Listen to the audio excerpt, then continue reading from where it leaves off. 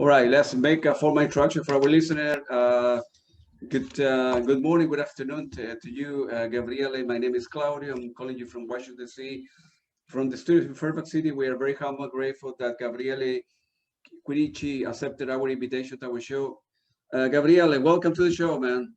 Welcome. Thank you. Thank you very much for inviting me. No problem. With everything that is going on in the world with the COVID, the pandemic for, I don't know, more than a year now, and how this affected your life, your personal life, your work, your music, your inability to go out much, and a lot of people died in Italy early last year. Yes, absolutely. So how well, we can speak a lot because this was absolutely a shock for everyone here in Italy, because we started with the idea that the COVID was a problem from China.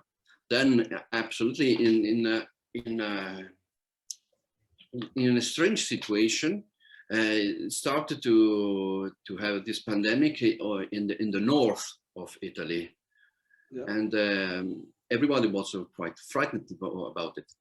And yeah. I'm a psychotherapist, so when there was the lockdown, I had the opportunity also to work and to go outside, because I'm a sanitarian.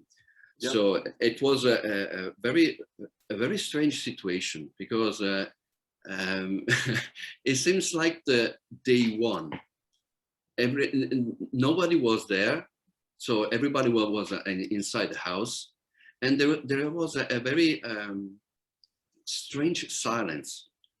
What I live near the 3 hospitals, and above all, a hospital specialized in pandemic. It's called Ospedale Spallanzani, and was the most important in Italy. And what I always listened were the ambulance and the helicopter. It came from the north of Italy to Rome to see how to solve the problem. And Rome is the biggest city in Italy, and there is also the parliament. So it was a very strange situation. And also for my work, I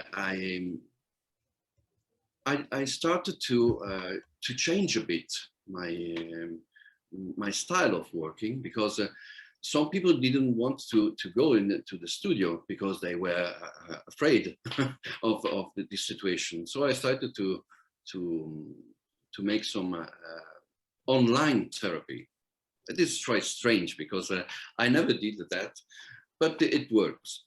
And what I saw exactly last year was a new isolation of the people. Also now that it is possible to go outside, what I see is that the normally person, also friends, say, okay, no, I have to think if to meet you or not. So what can I say? It's a strange feeling that there is now in this world, but more, I can say, ambivalent. In a way, it is important to meet each other. What I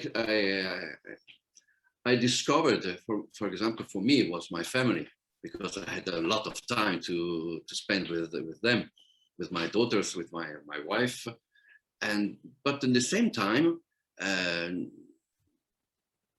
you felt the isolation.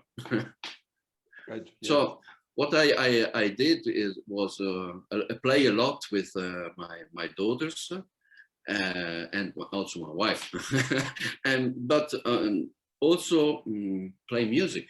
So here are my friends. So I started to play a lot, and I did a lot of music, really not like Michael Bruckner, because Michael Bruckner is maybe the number one of recording the music. I don't know how he can do that, but he's great. He's a very big friend of mine. And I always wanted to express in music what I felt, all my emotions. And the tracks and the music I did last year reflects the situation. So if you saw my Bandcamp page, there are some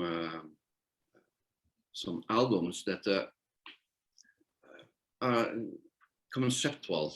I mean, they reflect absolutely the situation, the sadness of so many people died in the north. They absolutely know how to solve the problem, because at the beginning they say, okay, well, what is this? So nobody knows about what to do.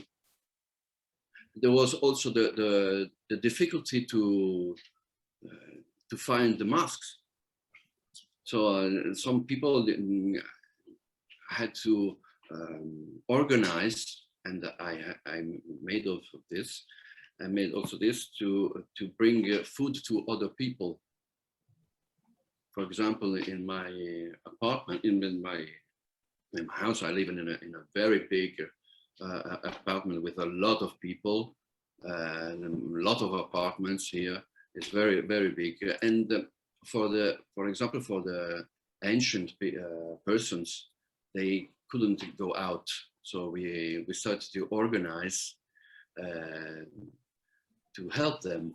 No, I went to outside to buy food and or bring other things. So this was the positive situation to that change the relation of the other people. Before I said that there was a bit of threatening about meeting the person, but there was also another way that was positive, and it was this. How do you say in English? Italian is fine. Pardon? Italian is fine. Yeah, say it in Italy. Yeah, in Italian.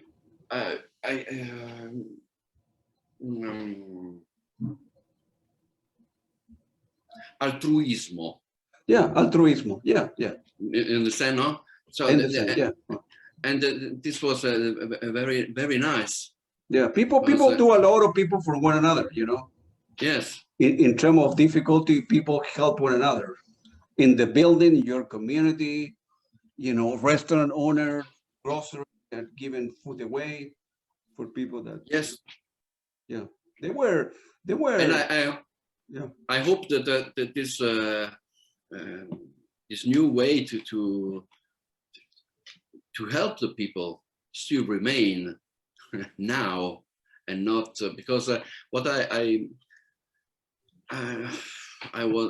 a bit afraid that this positive attitude will lost. Okay, because everybody think of their own work and their work problems, and we have to manage well this new way to help each other. Absolutely, man. Yeah, no, absolutely. There were some towns, if I remember correctly, in Italy that I don't remember the north part of Italy. I think they were wiped out. There were, I don't know, 30, 40 families in one town of 100, and you know, there were some ghost towns. There were all people living and people not having, young people not having kids or moving to the main cities like Milan and Rome. And so some towns were kind of ghost town. Yes, it's true. Very sad. I remember reading that and seeing that on CNN. It's stuff. I never been to your country, but I know it's very beautiful. And I mean, I have seen so many Yes, I know. pictures and Rome and Italy that are very different. I mean, the north, the south, the east, and of course, it's very incredible. And so, you know, hopefully next year we'll go there. Okay. I'm waiting for you also. Of course, I will. You know.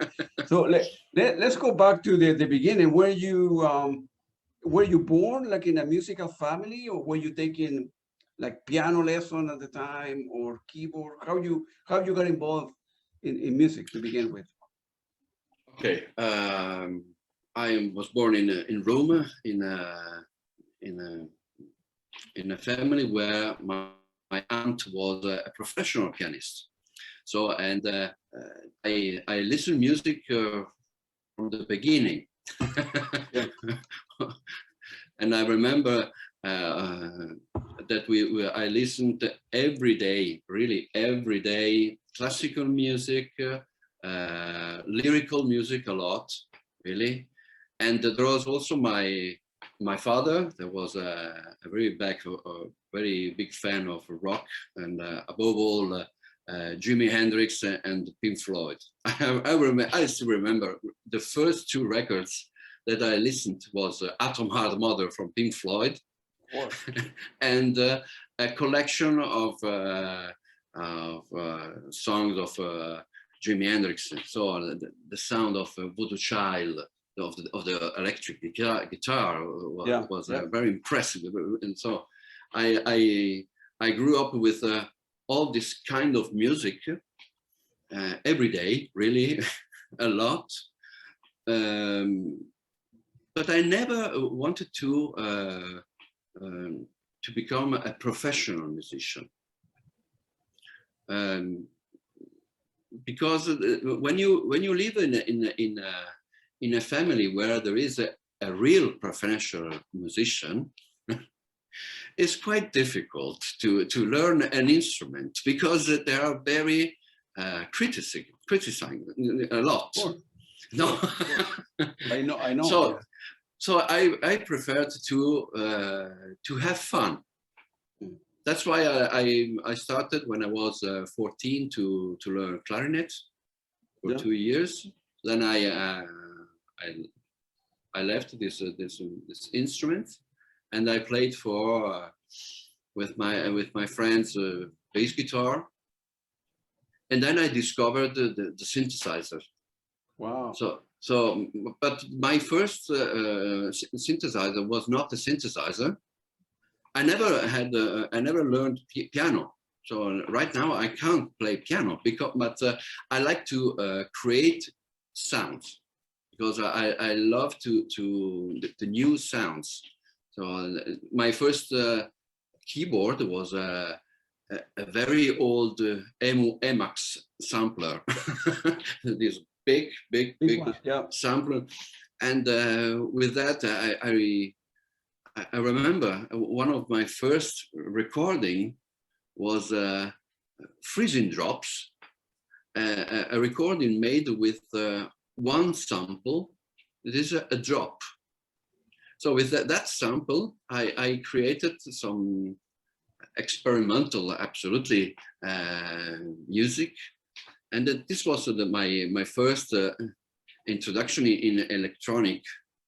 But what I wanted to discover every time is new musicians. So I was quite a revolutionary instead of my parents, because they were very close to the classical music.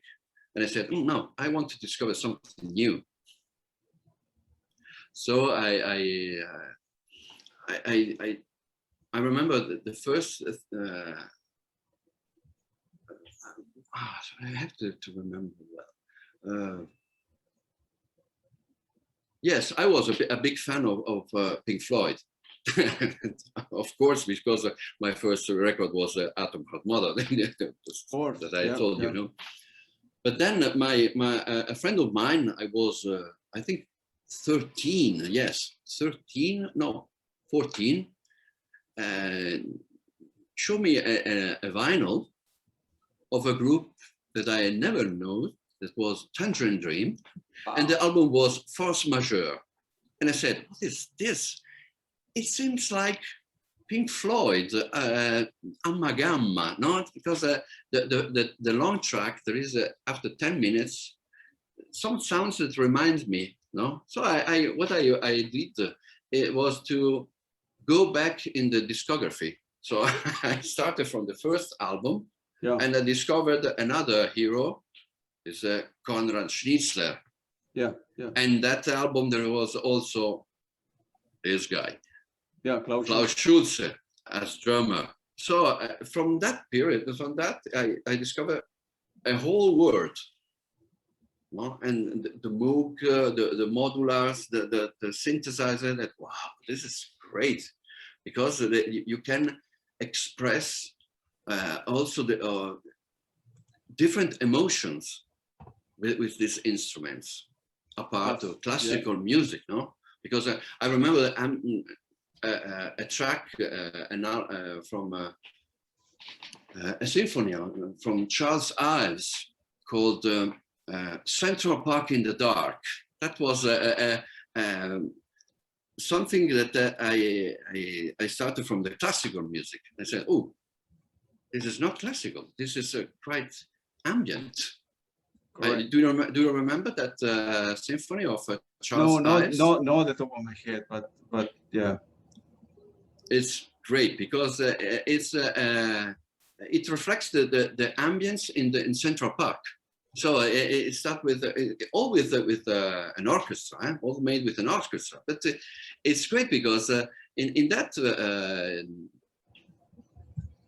piece of music, you can listen the birds, you can listen the wind, you can listen also some jazz groups that comes, no? And it's nice because I said, oh, this is a piece in the early 19, you know, first, and it's just, oh, this is ambient music. Absolutely. Then I discovered the Brian Eno, also Wendy Carlos with the sonic seasoning, all music that reflects the ambient music. Yeah. And go ahead. Wendy Carlos, man, and Brian Eno was one of the best in the world. But continue. Sorry. And but at that period, when I was a teenager, I lived in Switzerland. Oh. I was born in Rome, but I went the first 10 years, and until 1990, I was living in Lugano, in Switzerland. Lugano, yeah. When I came back in Rome to study, I entered in contact with my cousin Gianluigi Gasparetti, who was also a musician, an electronic musician, and a very expert in ambient electronic and krautrock music. So he introduced me in all this music, and I remember the first cassette that he made for me. In the first side there was Noumena of Robert Rich. Wow. And I said, wow, this is wonderful. This is my music, because it reflects really the emotions, no? And also the wonderful lap steel that he plays. And on the other side, what it was on the other side? Oh, an album of Soviet France. I think it was. Oh, well, I don't remember. remember now. But he introduced me also in all new musicians, a new genre of music, like dark ambient. That's why I like a lot dark ambient, and sometimes my music reflects this feeling. Yeah. so I can speak with music a lot, but I don't know what you want to know. No. When you have, do you have like a big vinyl selection at the time you were buying vinyl, or now you have more CDs than vinyl? You have like a big music Well, collection? you see here, Yeah, these IKEA boxes. There are 4,000 CDs. So I was also, I am also a big fan of collecting CDs, rare CDs also. And recently I rediscovered the vinyls. So I have, well, not a lot, but growing, but I don't have space. So I have to manage a bit. Yeah, is there a lot of a big record store in Rome where you live? There are several. There was a very big above one in the 90s. I remember there was a place called Disfunzioni Musicali, where there were everything, really everything. I could find everything I wanted. So I was always there. I remember I went in the morning in the university to learn, and then in the afternoon I was always there, searching and searching. You know? So it was fun, really. But now but why nowadays there gotta be a lot of record shop there, right? In Rome? Yeah. Not anymore. Unfortunately, not anymore. Not anymore because you know, internet, and now it's also easier to find in internet, and it's a shame because the record stores were a meeting point. Of course, that's exactly okay. Where you can meet new musicians, when you can speak about music. Now it's quite difficult to speak about music. I see. Sometimes with some friends, but not with ordinary people. No, it's a shame. It's a really shame. So fortunately, I have a lot of online friends, and I have now one, a new one, and so it's nice to speak about music. Yeah, that's what in many ways. The reason that I wanted to create Gabriele this radio station, right? So during the pandemic, right, I had, and I still have, obviously, a big music collection.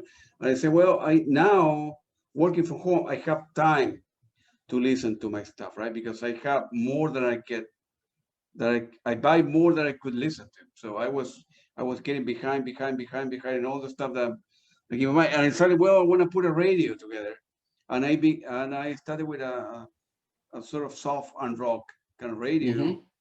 Then I put another one in jazz and rock. Then I put another one with the interviews. Then I did electronic music. And now I begin, well, all the artists are at home, people are not touring. So I better, start calling people, send an email, and then modify the program so I could record and upload the interviews. And now I have close to 70 interviews, 5,000 listeners all over the world, and 5 radios, and talking to great musicians like you. It's great. I'm very happy. It's a great musician. Thank you for this, but I'm not a great musician. I don't know how to play music.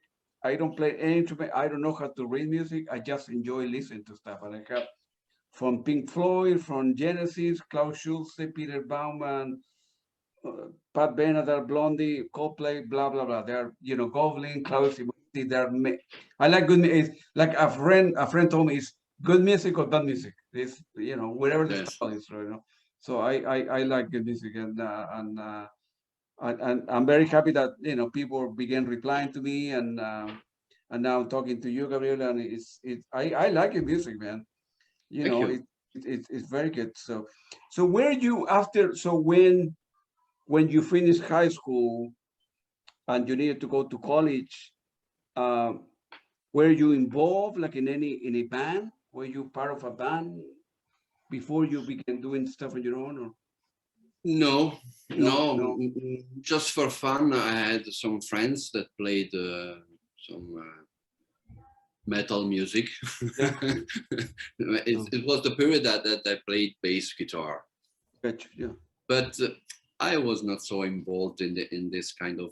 I like a lot Yeah. metal, speed metal, all the kind of Yeah. rock music.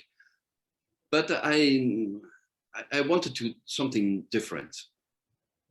That's why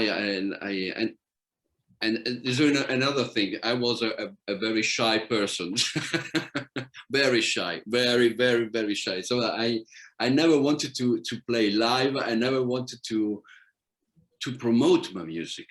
Really? Really, absolutely. But it was thanks to my cousin. They said, no.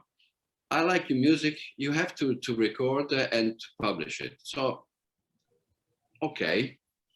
He suggested me, and I said, okay, that's good. And I started, but it was in 2004. So I was 34 years old. Yeah. So I was an adult, not a young guy. But before, I played music for myself, but not only. I recorded music for my music therapy groups, because I had a group called a therapy group in a hospital here in Rome for mental ill person, Yeah. and where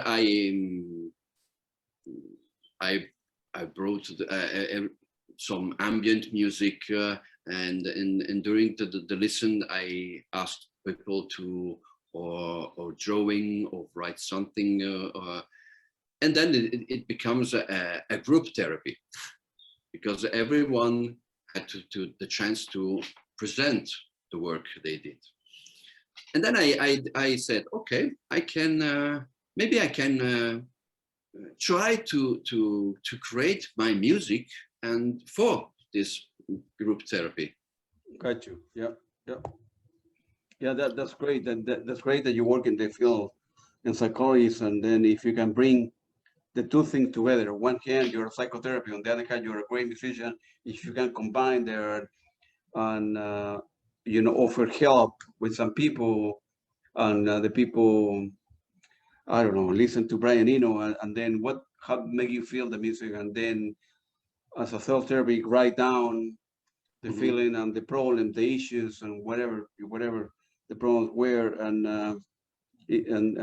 have a way of using music as a medium to express their feelings is beautiful. Yeah, it's beautiful. Me, music it means so much. It's hard to describe. My dad, I was born in Chile. America, and my dad had a big music collection, jazz, all jazz and tango from Argentina. So I began listening to music when I was a baby, a baby. And then I think when I was 14, I discovered two bands. One was Band Metheny, playing guitar, and then Genesis, of course, and then Jean-Luc Ponty playing violin. And I say, man, I really like this stuff. And then electronic music came later. Probably Tangerine Dream was very popular in the 80s, so I began probably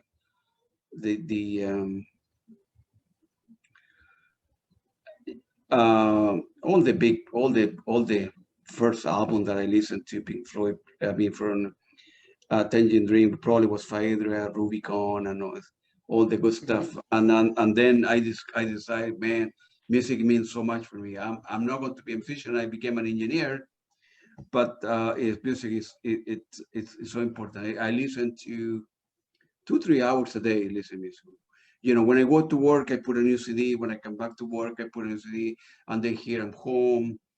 When I'm doing, Yes. I'm always fine. Listen. For me, it's the same. Music is in every hour. Also, when I working, there is a listen low You put volume music in the background. Yeah, yeah. Yes, absolutely. Yeah. Because it's something that is in the air. I completely, yeah, I know exactly what you mean. Yeah. I know exactly what you say. It's great music. I was listening last night in Bandcamp about some of your albums, and I want to bring to your attention like 3 different tracks from different albums. The first one that I liked was the album called Journey of Illusions. And the first track, I think, called First Illusion. Feel free to elaborate on that if you remember how that came together and the composition came together. It's a beautiful piece, man.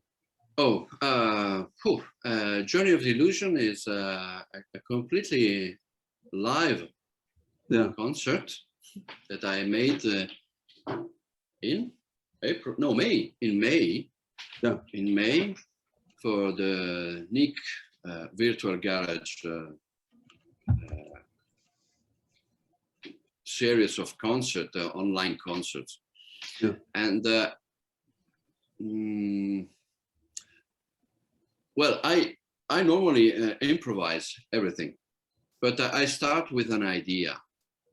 Yeah. And in that piece, that's quite long because it's 80 minutes. I wanted to create a symphony, a symphony divided in illusions. Why illusions? Because what I wanted is what can I say? To express in music that what we do is some illusions. Yeah, we don't know if it's really or not. This is what we can imagine. Okay, and sometimes when we feel something, it's absolutely personal. So in that piece, it's divided in 6 illusions, no? And you can feel different emotions. The first is quite strong because it's made with a very distorted lap steel guitar, and then with a very strong sequence made with my GRP analog synthesizers. But then starts something more classical, but more quiet piece that can reflect what you want. But I like it, the idea of the illusions. So every track that I did and I do has some always some psychological meaning. For instance, the album that I did with Syndromeda called Wormhole, it was nice because it was created just before the Interstellar movie.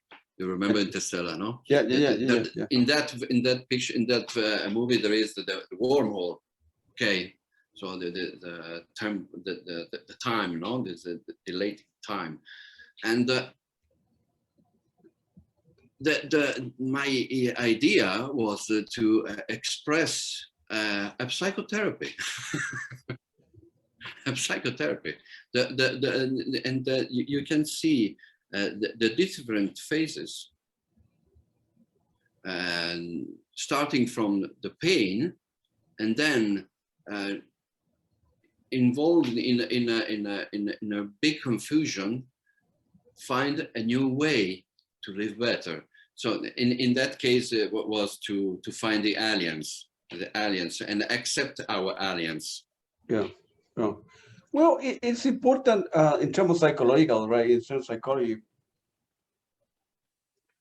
on one hand, it is very important to accept yourself, accept who you are, but at the same time, learn tools how to manage your fears, anxiety, desire, and function in the real world, right? You are not, Absolutely. you cannot, by definition, you cannot leave behind who you are, but you can learn new tools to manage whatever the issue, the underlying issue is. And, We are social person. yeah, who put, you know, I think it was, yeah, I think it was Maslow that indicated, well, if you only have a hammer, right, you see everything as a nail, right? In other words, psychotherapy will allow you to create new tools, have to become a better person, a better human to deal with your issues. The issues will never go away, right? I don't know, multi-personality disorder, schizophrenia, you can take a pill. Some of the issues are will never go away, but the simple stuff, right, like anxiety or fear or uh, self-esteem, you can learn skills, tools that help you to manage and do well in the real world, whatever that means to some people, So, and That's right. and music, right? You mentioned the word illusion. Music, electronic music, in a way, it takes you away to place, right? When I put, if I put my headphone right now, right, and I'm drinking a beer or whatever, and I listen to Rubicon or whatever, one cow shoes or whatever that may be, I close my eye and you go sort of quote unquote you go places, and Yes. try you kind of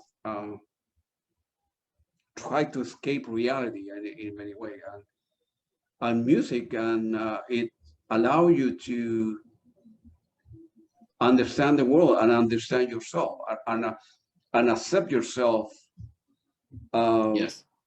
better. All of us have issues and conflict internal. We struggle internally and we all of us have demons inside, and it's a way to understand that word better and manage your relationship, whether you're a husband, wife, or work or friends, whatever. That's why I learned it. I teach to my daughters to listen every kind of music and discover music. Yeah, yeah. Because if you discover music, you open your mind. Absolutely. And accept the opinions also. Absolutely. I don't like when the people say, oh, this music I don't like at all. Is your opinion, yeah. But don't say that is nothing. Yeah. Okay. Absolutely. Sometimes I read something, some reviews or some comments in internet about the music of other people. It's not nice, because yeah. I think every music comes from the inside. Yeah, absolutely. Okay. Right. Yeah. So there is something always good. Yeah, in the music. Yeah, absolutely. So if you accept this, okay, you can accept also other people. That's right. Yeah, yeah. I completely. Another track that I really like is Resilience Suite, and the track Resilience Suite also. I feel free to elaborate on that. It's very, very nice. You have a lot of work, so I picked like 3 different things, but it's a very, very good piece actually. That one. Thank you. That was also an improvisation. Right. I made this track in 1 hour because I always switch on my instruments and I start to play. But when I play, I always record what I do. Yeah. So when I recorded Resilience Suite, we were in lockdown. Yeah. So it was the second part, it's the second album that I did 1 month after the first album that was, and at the end, everything will be all right. That was the phrase that was always written in the walls here in Italy. Yeah. Alla fine andrà tutto bene. That's correct. This is what they always say here, because this was a very emotive situation and a very dangerous situation. So it was a positive word, positive sentence. Yeah. Okay, so I made this record, and with the Resilience suite, I tried to express in music what I saw and listened outside. So the pain, the ambulance, because I'm just close to a hospital. Right. So I saw the helicopters came from to the hospital, because as I said to you before, I live near a very important, maybe the most important hospital for plague and infective problems. Yeah. It's called Spallanzani, and in that hospital there was the first COVID center. Wow. Yeah. Okay, because there was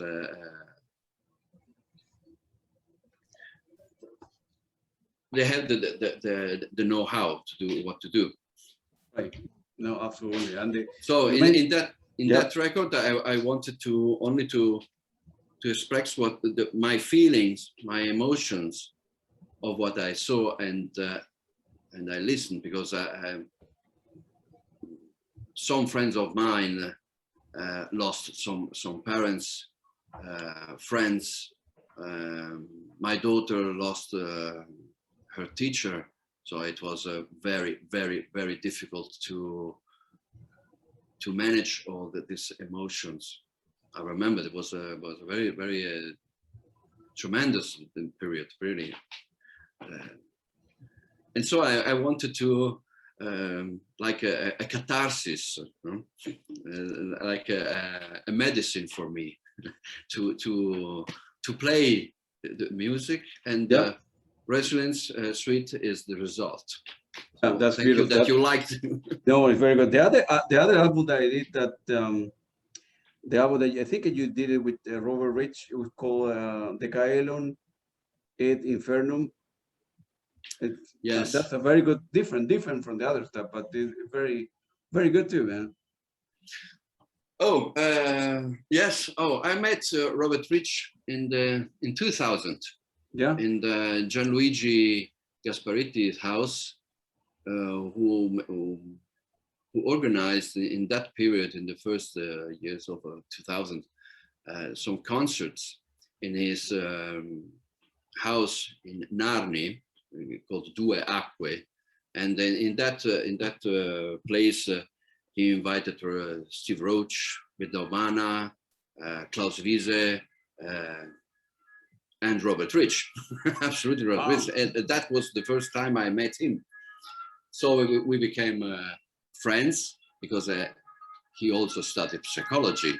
So and I was always fascinating about the sleep concerts. And that he did, and he was one of the first that he invited the person to bring with the sleeping bags and listen while sleeping. Yeah. So when I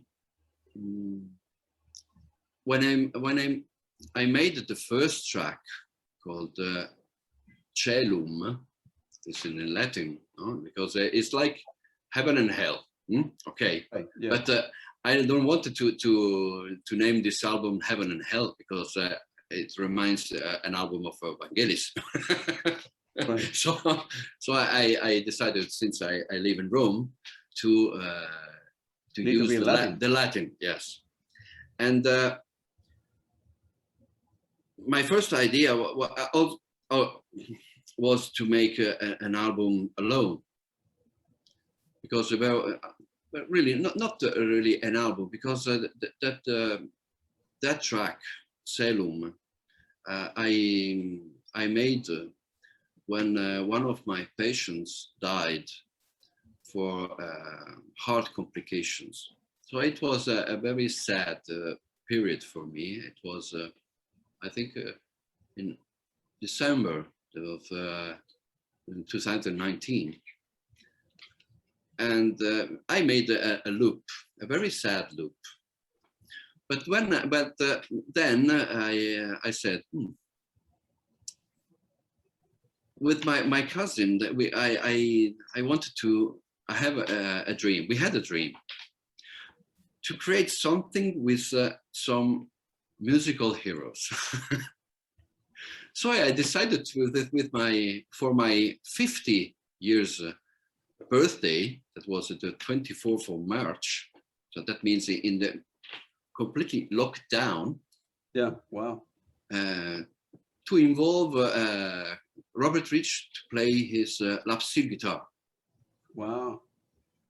So I made two different tracks of 24 minutes. The first was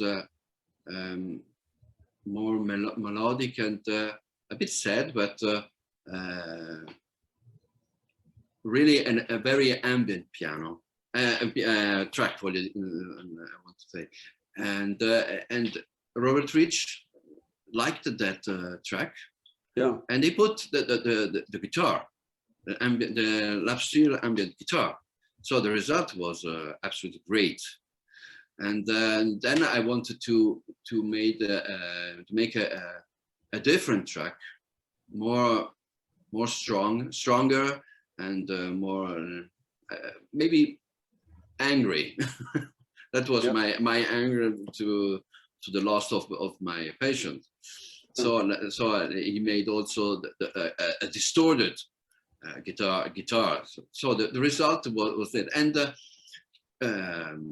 Kilian Schlump from SynGate was so kind that he said, I can produce the album and release it the day of your birthday. Wow. So that was great, absolutely great. And the 24th of March was the release of this album. Wow, good for you, man.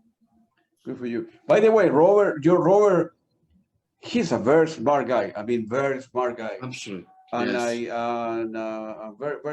very eloquent, and he reads a lot. And I could talk to Robert for hours and hours and hours. Very likely, our interview was like an hour and a half, and then maybe I would do another one down the road with him, like a part 2, because so many things we can talk to, and he's a very good person too, you know. Yes, it's very nice, really, really nice. Yeah. So, and are you with the releases? Are you going to a label release, or you do self-release albums? Both. Well, yeah. And now, if you see, the first albums are only self-released. Apart from 2004, it was released by the label of my cousin, Umbra Records. But then in 2013, I met Kilian from SynGate Records. Yeah. He was very interesting in my music. So my first album, Physis, was released by Luna SynGate Records. That is the ambient part of SynGate. Yeah. Experimental also. So now I released my album with SynGate. I released also an album, a double live album with Databloem Records. This is yeah. But I'm very happy. How are you doing with the sales on Spotify?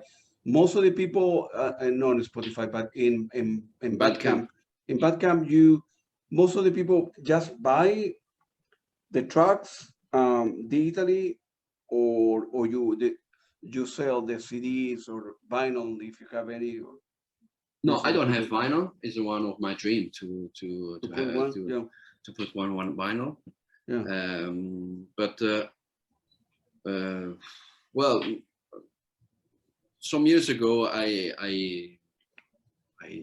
made some CDs, but it's quite expensive to so I lost a bit in creating the CDs. Maybe I prefer that labels release it. For instance, SynGate that sell my CDs and have part of the money of it. But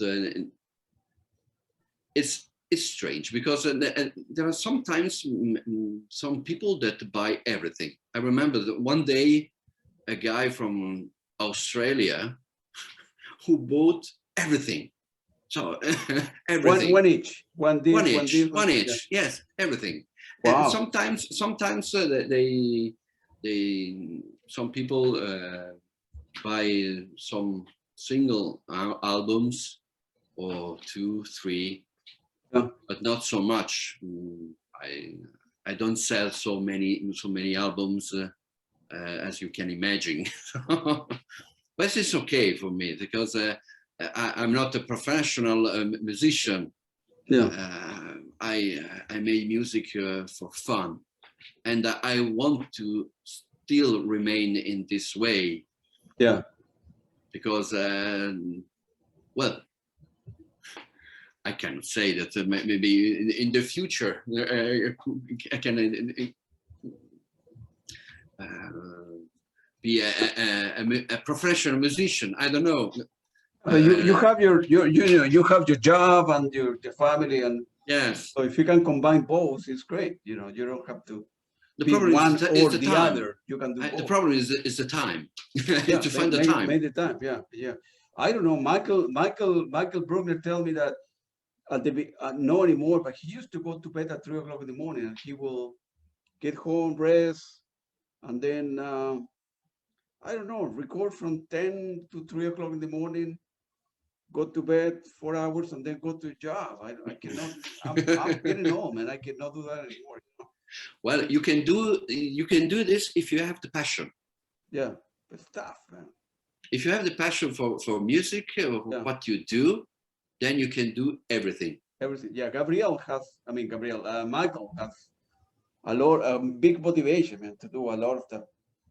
How many albums have you finished? Oh, you have quite a big list on Bandcamp. Yes, I think 47. Yeah, I don't remember. 50, yeah, and then you try to 50. Do like 2, 3 a year or so on average. No, it depends. Yeah, it depends. Yeah. For instance, last year I made a lot. 5 albums. Wow. And this year only 1, but I don't know, because maybe tomorrow I will play something, I will create something, and I say, oh, this is good, I will put on Bandcamp, or maybe send to Kilian. I don't know. I don't have a program. Yeah, I would like to go ahead. Yeah, I prefer to be more istintivo. No sé, istintivo está bien. Yeah. Yeah, I would like to, besides interview musician, I want to go after kind of the people of the record label. So very likely that I will reach out to Gillian, and then the founder of ECM, and then maybe the people from K-Scope, and because I want to have a perspective for the business man, right? Like Killian, right? Killian, talk to so many musicians underneath here, and a lot of people, reach out to him. Are you interested in this? And then, how I would like to see the record label kind of aspect. No, yes, for business, it will be. Hopefully, I will have some interview there. So, in that kind of stuff, man. Are you who is designing your cover? You do the cover, or somebody else does the cover? No. Hello.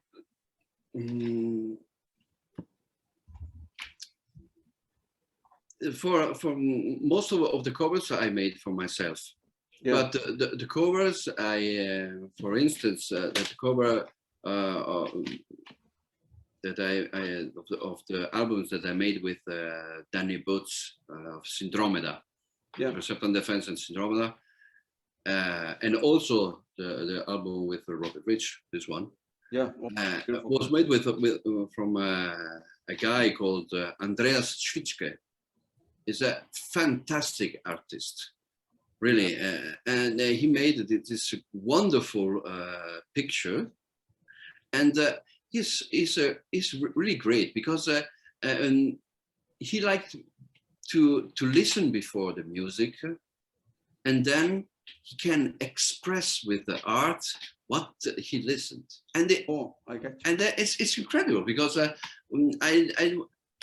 never had to explain the music and the meaning of the music. Yeah. So he's a really great, and he made some beautiful pictures and for the covers, really. Yeah. And the other, for instance, the Journey of the Illusion, our picture made from photo by me. Gotcha. Yeah. Oh, that's beautiful, man. So what are you what are the plans for the near future? Do you interested in playing la music like in a cafe or small theater? Do you have, when the COVID goes away, assuming you want to play some theaters and some venues, or are you interested in doing that? Or? Well, I had a wonderful experience with Danny in Belgium in 2017. Yeah, and we made also a live album, and that was great. A bit difficult because it's quite difficult to play live, but it's nice. It's something I want to do. Yeah. I'm not shy anymore as I was before, so I can play without any fear that I was when I was 20. Like in a plaza or in a touristy place in Rome where you can bring your this is a dream, but we have a problem here in Rome. Yeah, there are wonderful places. I played once in a wonderful place, in wonderful theater, Roman theater. Yeah. But the difficulty is that they accept the possibility to play because or they don't accept because say no, we don't. They don't give the opportunity to play, or they have to ask a lot of money. So really, so it's quite sad. It's this situation. I hope that it will change, because here in Rome there are a lot of musicians, really great musicians, electronic musicians that can play live. I know there's a place that I discovered 2 years ago. It seems like a Berlin pub with like the place that created Konrad Schlitzler in the 70s, and it's great.